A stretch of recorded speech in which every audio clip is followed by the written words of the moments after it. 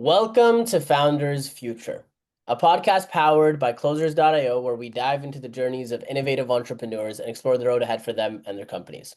I'm your host, Ammar, and in each episode, we uncover the stories behind impactful ventures, the challenges faced along the way, and the strategies driving their future growth. Today, we are absolutely thrilled to be joined by LuAnn Buechler, the dynamic force behind PMC events and coaching. Known as the Little Spark, LuAnn is a certified passion test facilitator and transformational coach, committed to helping business leaders and teams ignite their purpose and create powerful impact. With over 2 decades of experience in corporate event planning, LuAnn transitioned into full-time coaching and training, bringing her talents in leadership development, team building, and strategic facilitation into the spotlight. Her company, PMC Events and Coaching, specializes in empowering entrepreneurs and corporate leaders through the passion test process, transformational workshops, and personal development programs. LuAnn, welcome to Founders Future. Thanks for having me. I'm excited to be here. I'm excited to dive in. I always like to start from the beginning. So take me on a little trip down memory lane to before you started PMC Events and Coaching. What were you doing at the time? And then what was really the motivation behind starting the company? So, my history, without going back too far, was 15 years in the hospitality industry and worked in all aspects of hotels and hotel management. And then I had children, and I didn't want to work in a 24/7 operation anymore. And so I set my sights on a job that would be more 9 to 5. And I live in Rochester, Minnesota, home of the world famous Mayo Clinic. And they are an education organization and do medical meetings all around the world. And so I took my hospitality experience and applied it to meeting and event planning and did educational conferences for Mayo Clinic for 8 years. And I say 8 years too long because my personality did not fit the dress code at the Mayo Clinic. And when they came back to my office and told me to be quiet, I was having too much fun. I should have known I was in the wrong place. Yeah. But it wasn't until other life things happened that I decided finally it was time for me to find another opportunity. And I happened to be interviewing at that moment in time companies for Mayo Clinic to potentially outsource all of their logistical meeting planning efforts, eliminating our department and outsourcing that logistical piece and only having it fit the educational content being developed there. Yeah. So I said, these are all the companies that I would probably go work for. And so I feel out of integrity to be applying for jobs with them while I'm interviewing them for this opportunity. Yeah. So, yeah, maybe that was an excuse or rationale. I have no idea. But I never had a job when I left. But again, life in that moment was exactly where I needed to be, unemployed for a little while because it was the time my father transitioned to the other side of the universe. And I was blessed to have that time with him. That's powerful. And then I found a travel agency in the community that wanted to have a meeting planning division, and I was going to develop that with them. And they thought, unfortunately, that if they hired me, they would get that Mayo Clinic business. Mm. And when Mayo Clinic decided, no, they're not going to outsource anything after all, they let me go 6 months later. I see. In that window of opportunity, I found a little organization called BNI. Are you familiar? No. BNI stands for Business Network International. It's the world's largest network organization, represented in 76 countries. Okay. And the reason is because the language of referrals is universal. Mm. And our sole stated purpose is to help our small business owners generate business by referrals. Mm. And so on the cert code of that organization, I said, if all these other people in the room with me can have their own business, so can I. Yep. And I printed a business card and went back to my network. I see. Said I had my own business. Now I coach people say, be better than I. Don't do that. let's put a little more thought into it and process. And that's what I help business owners do. So from the minute they have an idea, I can work with them. As long as they're building a team and moving forward, I can work with them. So I usually say my ideal client is less than 100 employees, and it's just that more than that, and I'd need to bring on some other trainers to get all the company's employees trained in the philosophies that we teach. Got it. So what does, first off, are there any specific industries that you go after, or is it just generally speaking businesses that are less than 100 employees? I like to put them in the category of service industries, but Okay, that's a lot. That's a lot of industries, but certainly I have a background that specializes in the hospitality industry with a master's degree in hospitality under my belt and 15 years of experience in that world. But I tend to attract, and I think this is because of my network being the B&I arena, is I attract a lot of trades companies, got it. plumbers, electricians, exterior companies, things like that. I've worked with home healthcare agencies, and the home healthcare I really like to point out too is because one of the things in that industry is that they have, in this particular case, 100 caregivers in the field. Hmm, So to create team and culture when you have 100 caregivers in the field is a challenge. They're not coming into the office every day, yeah, right? And so you have to have really strong core values and culture to support that and keep them empowered, engaged, and happy. yeah. Well, walk me through what are your core offerings? So when you're working with these companies, what does that look like from a client engagement perspective? So, my first choice and first recommendation for almost everybody is we commit to a year-long process. The first 6 months, we're going to be drilling down into what are their core values. We're going to be visioning for the future 10 years down the road. Then we're going to break that down backwards so we have milestones along the way. And then we create what we call a cultural action plan, or I like to call it an inspired strategic plan that is merely for the next year to 2 years at the most. Mm, Because the traditional historic business plan that was written, and I've seen many of my friends back in the day do this, right, is just too overwhelming and nobody really goes back and looks at it ever again. yeah, So we want a manageable plan. There's even a process that I learned through the SCORE organization, if you know what that is. And they teach something called a lean canvas, got which it. is a one-page business plan. Yeah, So that's just the business plan. That's not the strategic plan, but it's also a really effective tool to get clear. So the first C in my Make Your Passion Pay playbook is clarity. You got to get really clear on what it is you want to create, why you're doing it, because it's not always easy. And then we move forward from there. got it. So that's the first 6 months, Yes, right? and then after that, it's implementation. Got Because it. historically, I did a 6 month plan, and what people would do is go, "Great, got it, LuAnn," and we would part ways. And a few months, even 6 months later, I'd go, "How you doing at that plan?" And they're like, "Haven't done anything." And then I feel At like, least they're honest. Like, yeah, it's just that I feel bad that they have yeah, wasted their initial investment.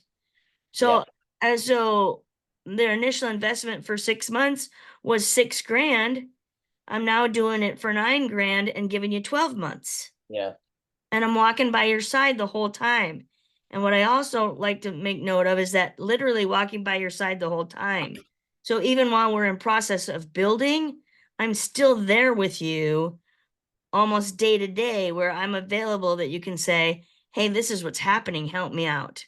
yeah, So a lot of times companies that I work with too have no human resources department.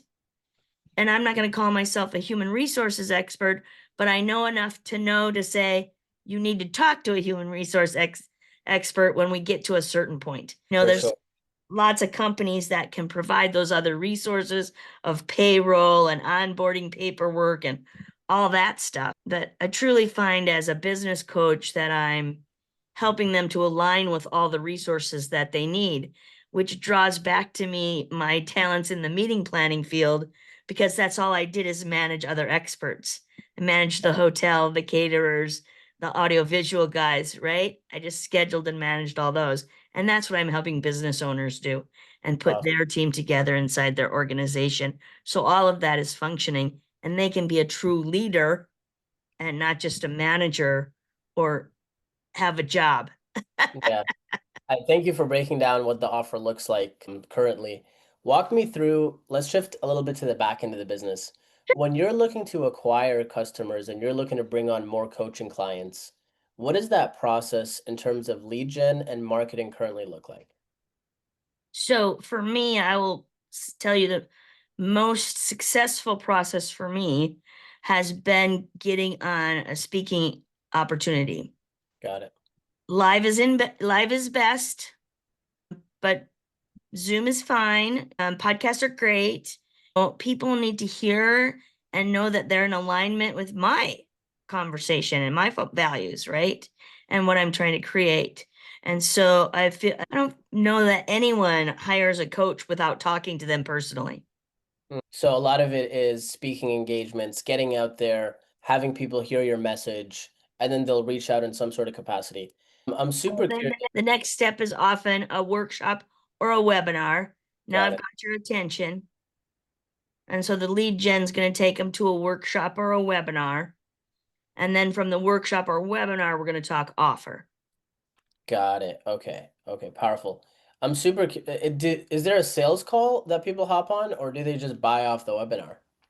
Sometimes they buy off the webinar, but also I do have a sales call link. So Yep. we've been putting that sales call link out into the world on social media. But I really feel it's the people who have met me somewhere before then that will opt into that, even if it is through social media. So Yeah. anytime I do a presentation, right, that's up on the screen in a QR code. So they can opt into a 30-minute call with me if they want. Got it. I'm super curious your perspective on this. I'll always like to talk about the idea of building a predictable lead generation system and then also a repeatable sales process. Because there's a lot of coaches and consultants that listen to this, and I feel like a lot of them struggle with being able to take cold traffic and convert them into clients systematically, predictably, in a way that's almost like a faucet where you can turn it on, turn it off as you need more clients, less client. So I'm curious, when you think about building predictability in your business and building more consistency when it comes to lead flow, what is your perspective on that? I would have to agree with you. And I think that, in fact, I would love that faucet myself. And I don't think I've gotten there yet. Yeah, fair enough. Yeah. Are there any in future plans or maybe initiatives that you're thinking about implementing for that? The webinar and well, the workshops I did a long time ago, and I'm thinking about bringing those back now in person. The webinar is new to me. So I've just begun doing that this year. I likely did some before during the pandemic just because we were on Zoom. We just didn't call them that. You Yeah, know? So really that process is fairly new to me, but I got good results the first time. And so my goal now is to replicate that and see if we can build that into what you're talking about, that it's a constant pattern and systematically I can put it out there every couple of months and we do the same processes, fill up a webinar, then move into conversation or make the offer. And I'm still testing those a little bit. It could depend. So if I come from a speaking engagement to the webinar, they've got a lot of history. And then to make the offer straight from the webinar worked. yeah, Okay. But from social media into a webinar, they're just getting to know me in the webinar, yeah. then to Totally. sales conversation. So I Mm-hmm. can get to know them one on one. So Yeah, ultimately, that goes back to who I am and what I teach in the BNI arena is one on one conversations. yeah, And so if you knew the BNI organization, it's one of our tools to have one-to-one conversations with each other, to get to know each other and figure out if there's a way we can pass each other referrals, collaborate on business, something. And sometimes what it leads to for me is they need the tools that I have. Yeah. And I then see. they go, yeah, I want in. Yeah. When you think of your vision and where you want to take the company over the next 6 to 12 months, what are the revenue targets, performance targets? What are you really aiming for? I'm aiming to increase the size and success level of the clients I first engage with. People who already have an established team and know they need what I have to make that team better and allow them to lead, not just manage. Allow them to work on their business, not in it, having to do the day-to-day work. Yeah. That's really a lot of the people I talk to who will engage with me are like, I'm like I said, so tired of being a counselor or a babysitter. I always have to be there to make sure things are getting done. And we want to move away from that and actually be a leader in your organization. Yeah. And So the next thing that comes from that, sorry, is that they start thinking about succession planning. So another thing I would challenge people to think about is when you think about starting a business, always think about how it's going to end. Do I want to pass it to someone? Do I want to sell it? What's the end of it? Because that day will come. And the current client I just engaged with, longtime associate that I've known in the community, but just finally engaging at 63 to go, how do I exit strategy? What is my exit strategy? It's yeah. to keep what I've created alive and yet allow me to move on. So there's the client success piece and having more client success. What about your business specifically? When you think about what success would look like for you 12 months from now, paint me that picture.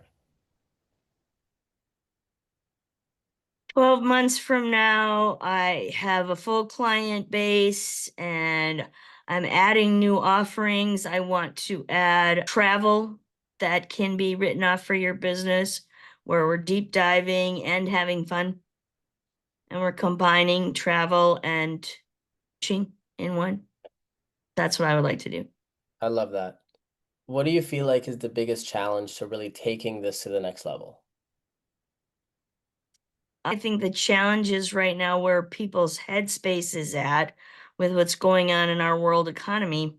And both financially from an economic standpoint and from a travel standpoint, if that's my dream, are they going to be traveling? Yeah. Yeah. Yeah, fair enough. There's a lot of things changing. I'm curious, with all the changes that are happening, what advice would you give to new entrepreneurs that are looking to start in 2025? Start with a core foundation of establishing your core values and a very clear vision of what you're trying to create. And I really believe you need an outside source to help you do that, whether that's me or somebody else, because we get lost in our own head, in our own monkey mind, and can't see the forest through the trees. And we need someone else to really get us to zero in Mhm. and narrow down on that. I have my own coach, right? Yep, That helps keep me in that headspace. And you're juggling so many balls in life that to really focus in on where you're going takes some help. could not agree more. For the people that are interested in working with you, what is the best way for them to reach out?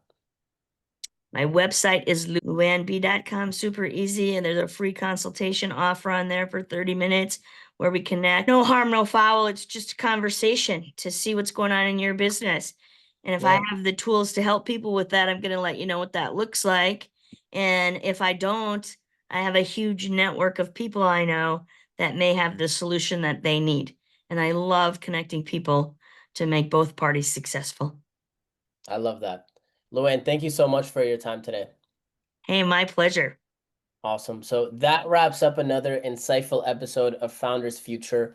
To our listeners, if you enjoyed this conversation, don't forget to go to luannb.com. Super easy, LuAnnB.com. And please don't forget to subscribe to Founders Future wherever you listen to your favorite podcasts.